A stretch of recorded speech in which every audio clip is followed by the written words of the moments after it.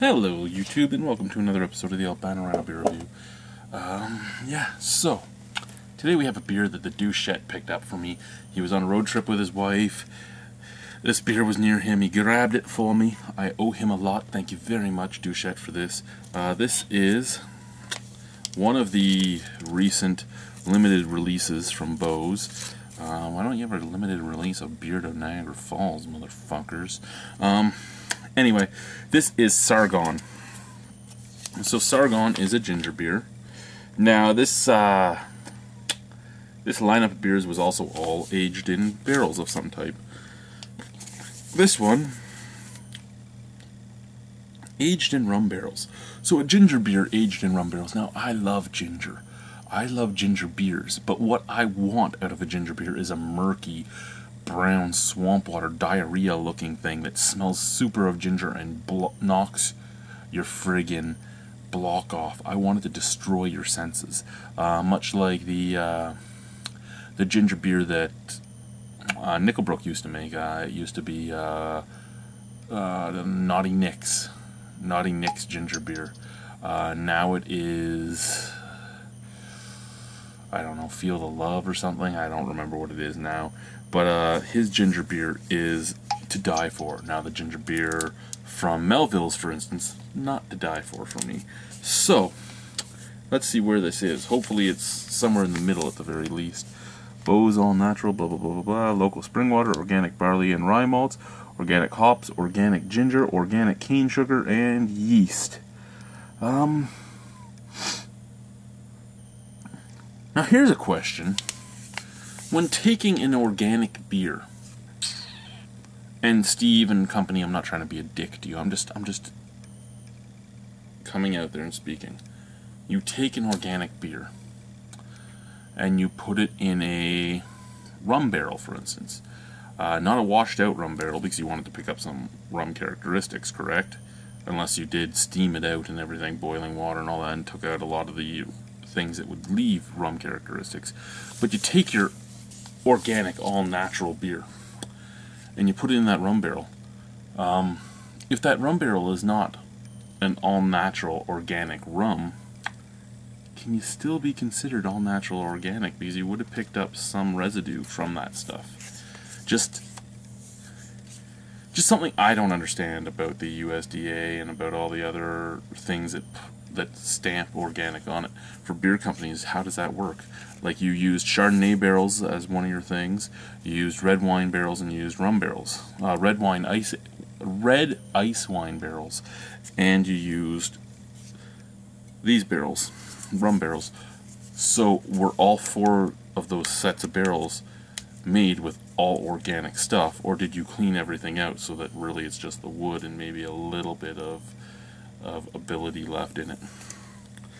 Just curious. I'd really like to know the answer, though. It's something I'd really like to know. I might add it to another Beer Dweebs United conversation. Not that any of us would actually know the answer. I'm going to take the packaging off just to see what's underneath. I'm expecting... Ooh, no, you actually did label it underneath, too. Ooh! Ooh, look at that, guys! Look at that! Ooh, Sargon! Okay, I've talked too long now. Let's open the thing up and see what it's like. 6.8% alcohol. Whoa! That is a lot of smoke. And it's raising a little bit, not as much as I thought it would. So let's pour this beer in here. Oh, I'm already disappointed. I'm disappointed already.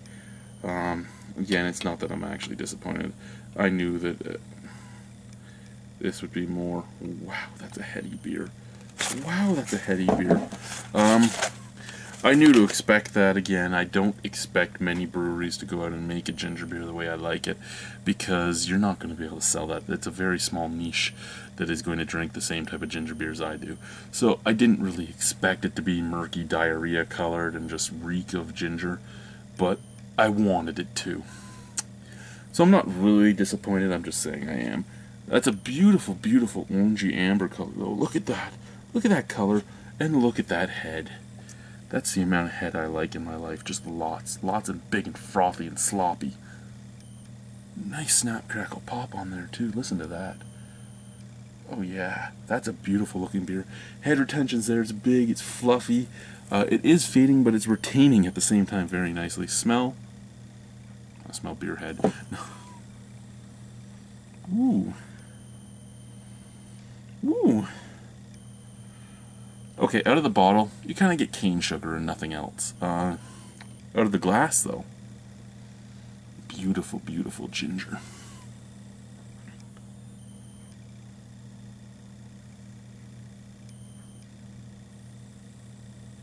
Ooh. That smells lovely. And look at that. Look at that head. I don't even know when I'm going to be able to get to drink this stuff. Look at that. I need to get my head knife out and just scrape her off. Actually, that might be an idea. Do I have my head knife around? No, the head knife's all the way over at the table. Ooh, do I have a second head knife in my tool drawer? Let's see. Head knife? Head knife? Cocktail shaker. Spouts. USB cable. Flask. More cocktail shakers. Ooh, a Holston bottle caddy.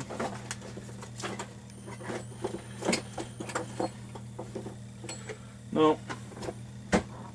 Nothing. Oh well. The bubbles, oh, it is fading. I mean, look at that.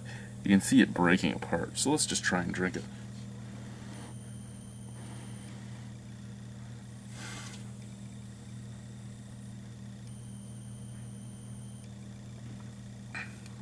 Ooh. That's strange. Ooh.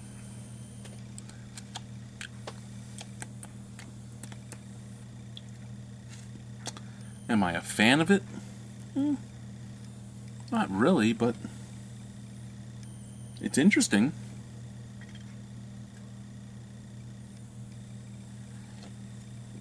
Okay. So it is somewhere between the Innocent Guns Melville's ginger beer and the Nickelbrook one. Closer to the Melville's than the Nickelbrook, but there is a very apparent ginger taste. You're not just getting like a little bit of ginger and dirt. You're actually getting a ginger taste. There's a touch of heat on your tongue. There is a bitter aftertaste, a dirty bitter aftertaste, still reminiscent of ginger. Very sweet on the tongue as well. A lot of that's coming out with the cane sugar.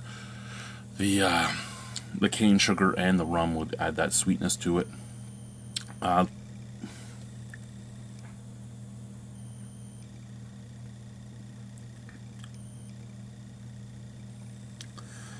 A little heavier body than I'm used to as well, most likely from the rye. It was rye, right? Yeah,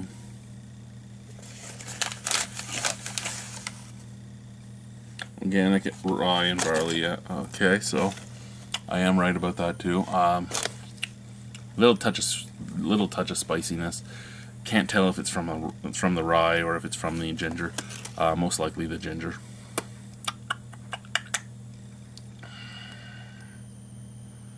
Other than that, though, there's not much. The rum barrels don't add much. You're not getting a vanilla taste. Well, I'm not getting a vanilla taste. I'm not getting a toffee taste. I'm not getting coconut. I'm not getting oak.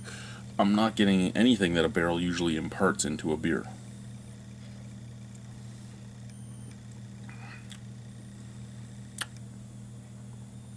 All in all, if you like ginger beers, it's a cool little take on a ginger beer. It is slightly different.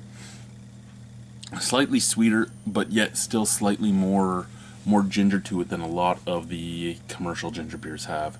Now, as a barrel-aged ginger beer, not really bringing out much of what I expected, but I don't know how long this sat in the barrel. I would only guess a few months at the most, month maybe two. It doesn't advertise it here how long it was in that barrel. But there's not much coming off of it. I could only assume that it's because they actually had to wash the barrel out of everything. I assume that again because of the fact that it's probably hard to find an all-organic liquor company. Most likely is, especially since the only distilleries that probably make fully organic rum are in countries that you probably don't have somebody there stamping things saying it's fully organic.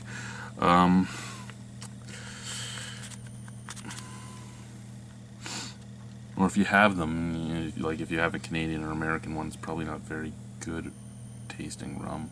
Probably something like Screech. Oh my god, the Newfies are going to kill me again. But Screech isn't even made here, so it doesn't matter. Yeah, it's a good beer. It is a good ginger beer. It's good for what it is. It's not anything special. That being said, I would give it an easy 6. I would drink it again. I would never buy it again. Beau's. This one I can't blame on you. See, you either are something I amazingly love or I just don't like. And your record is more amazingly love than anything else. This one I can't blame on you because... blame on you not trying hard enough, because this was a hard concept to do. As I said, for me, unless it was going to blow my mind away, blow my taste buds away, it was going to get a lower mark anyway. That being said, you who like, say, I don't know, if you like the ginger beers that are out there, like the Tailspin Ginger from the Grand River Brewing, or the just any of those, any of the regular, the Melvilles, for instance, this is something to go and try because it's a step up. If you're somebody that loves ginger and loves that murky, spicy taste of it, loves to eat pickled ginger, all that sort of stuff, not really your thing, but you could probably still enjoy it. So thank you guys for watching. Thank you, Beau, for making this beer. Thank you for going outside the box on this beer. And yeah, I wish it was better, but it's still good. Thank you, and bye.